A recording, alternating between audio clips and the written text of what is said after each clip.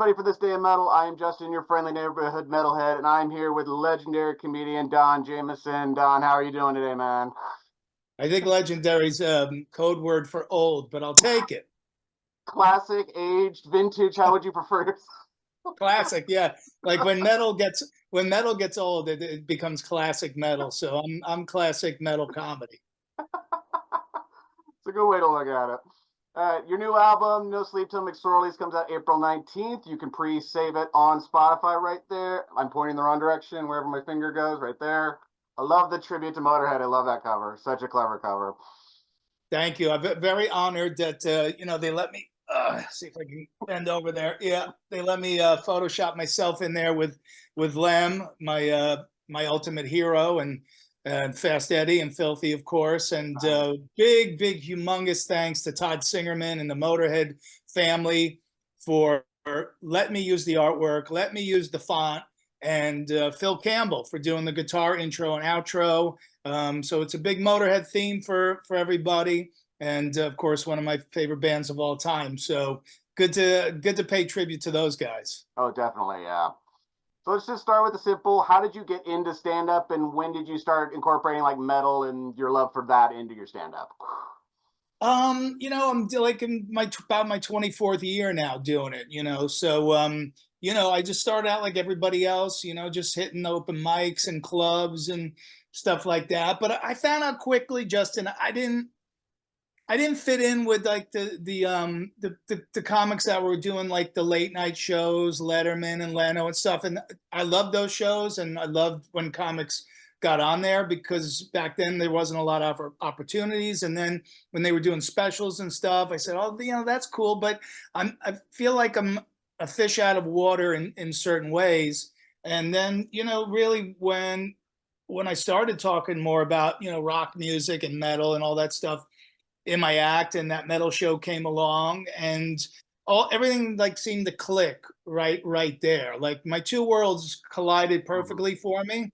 And while I still play your standard comedy clubs, theaters, casinos, whatever, I love going out and opening for bands too. So it's opened up a whole new arc of my career that I could never have predicted back in the day. Everyone either had to go on late night or SNL. I wasn't cut out for SNL. I don't do characters. I don't do impressions.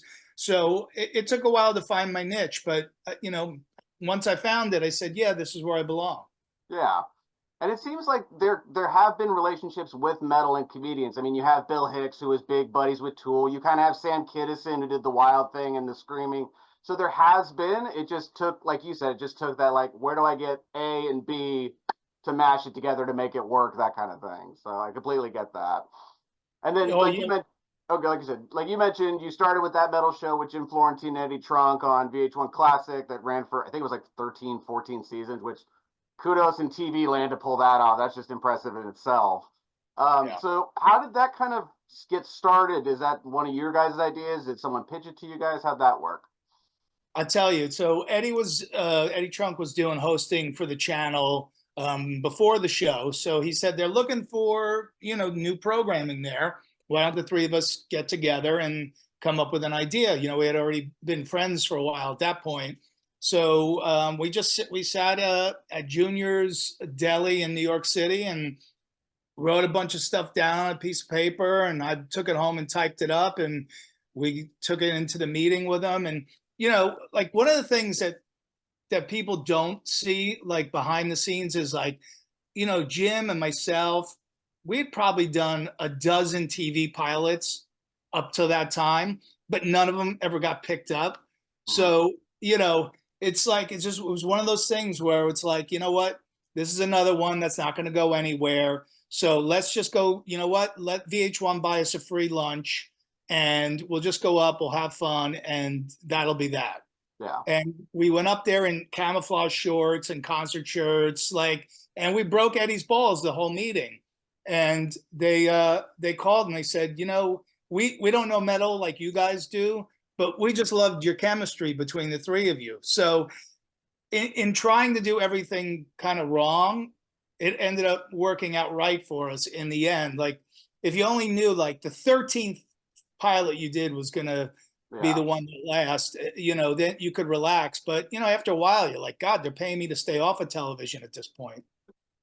Well, it seems like too, like it always seems like whenever you don't give a shit or you're like, what's the point? Like just have fun, whatever. There's nothing left to lose. That's the one you do it. So it's almost that's the mindset you have to go into it with anything you do. Like, what's the, best case, I get it. Worst case, I had fun doing it. That's all that matters to me. That kind of thing. So Totally, yeah, and we did. We're grateful to have a good run. I mean, we didn't have any. We were the only real show on there, so it's not like we had a lot of competition. So they kind of had to keep picking us up. yeah. But then eventually, the channel went away, and obviously Eddie's gone back to doing his radio shows, and Florentine and I out on the road doing stand up, and now we've teamed up again for a thing called That Rocks on Mm-hmm. YouTube that we've been doing. So yeah, we're it, if somebody wants to, make a deal with VH1, we'd love to do the show again as we did it. We're not like a band that hates each other where we'd have to have separate dressing rooms or any of that stuff. Like, we're good to go. But in the meantime, yeah, we got about 25 episodes of That Rocks happening, and we're going to do a whole bunch more this summer. Mm-hmm. And I know you also have that Jameson show where it's similar that you also interview artists, but it's just you solo. What did you want to do differently with your show compared to That Rocks?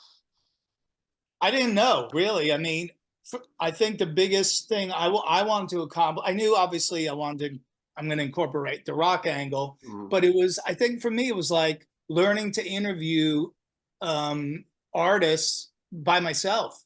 Mm-hmm.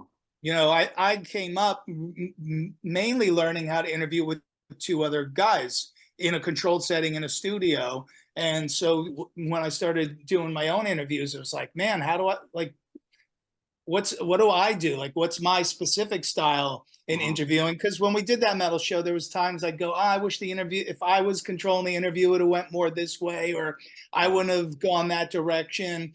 There was always those things. But then when it's just you gotta kind of go, oh man, it's me and Alice Cooper one-on-one. Like I gotta, I gotta bring something to this interview. So, I don't want to put one of my heroes to sleep. Oh yeah. And it's definitely nerve wracking because you usually have like, oh, I have Jim that can bounce off me, or I have Eddie who kind of keeps me on track. I'm like, no, I'm on a one man ship on this one. I got to do it on my own. I mean, I'm kind of doing this right now where like I just started doing video interviews and I'm meeting you and I'm like, that's cool. Like I love your comedy and all your humor and all that kind of fun stuff. I interviewed Chris Barnes like 2 weeks ago and I was crapping my pants the whole time during that because I'm like, I grew up listening to you, man. How do I get through this for 25 minutes? And it's just like, you got to figure it out and you just got to figure out what best or what works for you and what gets you through it and how to bounce it off and all that fun stuff that just gets the nerves out of your system, that kind of thing. For sure. And Barnes is, I know he's in a good place right now. He's excited about it, the new music. I'm excited about it. He's a label mate of mine. Mm-hmm. So yeah, man, it's all good. We're all doing the same thing. We're all trying to prop up this style of music that we all love. And whether it's, from the smallest thing to the biggest thing, they're all important. So, Mm-hmm. we know how loyal the fans of this music are, and nobody's going to let go. But it takes all of us to keep the genre alive, keep it healthy. I meet a lot of young people, 21, 22, who watched that metal show when they were 11 with their parents. So that's the other way. Is like you want to keep metal alive. You got to raise your kids to listen to it. So if you have more than one, you probably get one of the two to go for heavy music. You probably won't get all of them, but I know Eddie's kids. One of them wants no part of it, and I think his son's a little more open minded to it. But yeah, man, it's all good. It's been an honor to do it, and I'm gonna continue no matter what the platform is to help support this scene. That's the best thing to do. That really is the best thing to do. And I did listen to your new album, No Sleep to McSorley's. It's hysterical. One of my favorite bits you talk about is your favorite thing to do is get plastered and order things off Amazon, which made me laugh the entire bit through that whole thing. And you can spoil what the worst item you bought is if you want to. If not, we could save it for the listeners. But what is the best thing that you bought from Amazon when you were drunk, or the worst item? You can answer either or, however you want to do that. Oh man, well, well, I mean, yeah, probably, what I talk about on the album, which is the Gwyneth Paltrow vagina candle, because I just couldn't resist. I'm like, come on, It's too obvious. I mean, right? Is this really gonna? If I light this up, is this gonna smell like Hercouche Mongiche? I mean, give me a break here. So, I had to order that, and but yeah, I've they know me very well at all the return places in town to send stuff back to Amazon. And but like I say on the album, it's you do that and it's like Christmas at your house every week, because you don't remember the stuff you ordered. And it's a nice surprise when you go out on your porch and I feel yeah. love. But then it's the fun thing of like, what did I drink? Like, we're like, what did I watch? What did I think? Like, was it suggested? Did I look for it? Was it something I was on a YouTube video? Like, all that stuff just made me laugh. And then trying to think like, what could I buy for da da da? And then just like almost do a test run with it, which would make it even more hysterical to do. Oh.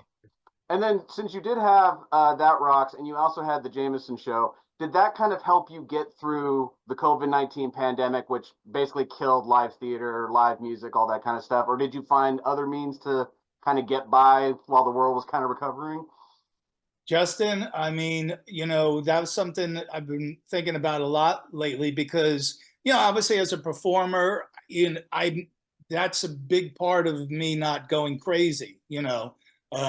So and save a lot of money on therapy, by being Therapy. yeah, therapy by I get to go on stage and yell at people and then, you guys figure me out. But No. I didn't have that, but then we also didn't have the outlet of music and concerts to get our rage out there. So, yeah, the one steady thing I did have, thanks to this kind of technology that we're doing right now, I never missed a week of doing my show, That Jamieson Show, which just finally ended after 235 shows, by the way. But yeah, it was a good period in the sense of, yes, it was something I got to look forward to every Tuesday. And also that every artist was home, right? So, to try to get Alice Cooper home for more than a day and a half, the way that guy tours, that Yeah. was really the only time I was going to be able to get someone like Alice Cooper or, Rob Halford or Mm-hmm. John Densmore or, any of these, legendary people. And so, and had some deep conversations with them. I had a real deep thing with David Draymond on my show, which was cool because we were all in the same boat, but at the same time, trying to keep it lighthearted and trying to, Alice had put out a new song, about the state of the world at the time, and so yeah, interesting time, man. But glad we all got through it. Yeah. And weren't you planning to go on a tour? I think was it with Biff Byford of Saxon? Wasn't that the original plan before COVID kind of said nah on that plan? Yeah, well, the good thing about that is that, my liver is still functional. So, um, because I think I've drank more red wine with Biff than any all my dates combined in my life. He likes the red, Yeah. and I like drinking the red wine with him because it inspired them and laughter. Mhm. And yeah, we put out an album at the same time, and we were supposed to tour all over Europe together, Mhm. and that would have been super fun. But that was another one where it's like I really can't get that angry because this is nothing personal. This is not COVID taking it out on Don and Biff. This is Mhm. everybody on Earth is getting Mhm. shut down, and unfortunately, he's so busy with Saxon, we haven't been able to put that back together again. But you never know. I'm going to see him here in Jersey in a couple weeks, and hopefully maybe we can reconvene and get something going again. That'd be fun to do. I mean, I'd be curious to see what the show would be like if it would be you two on stage, or if he would have humor and then you'd close, or like I couldn't find really what the show was going to be, so it would be kind of curious to see what you guys would have cooked up then, and then now since the world's kind of getting better, what would you cook up now, that kind of thing. He would be fun to go like toe to toe with on stage. Like let him do his thing, I do my thing, and then we come out at the end because he's a classic. We'll call him a classic, right? He's a Collapse. he's a classic metal ball buster. I Yeah. mean, seriously, one of the kings of ball busting in the entire genre. He's amazing. I rode on the bus with them once for 5 days, and he just drove everybody mental, and it was so much fun. But he's just one of the best guys in the business, and so glad Saxon's still doing it. New albums, fucking killer. So good for him, man. I'm looking forward to see them again. Yeah. And then you said that the Jamieson show ended. Was there any reason why it ended, or you're taking a break, or you're working on other projects, or? Yep, I'm moving over to a new platform that's going to be pretty big, and a different concept. It definitely revolves around rock.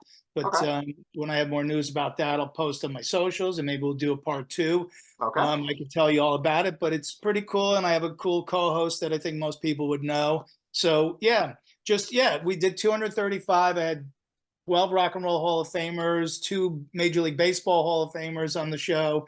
And so, yeah, time to turn the chapter and do some new stuff. Nice.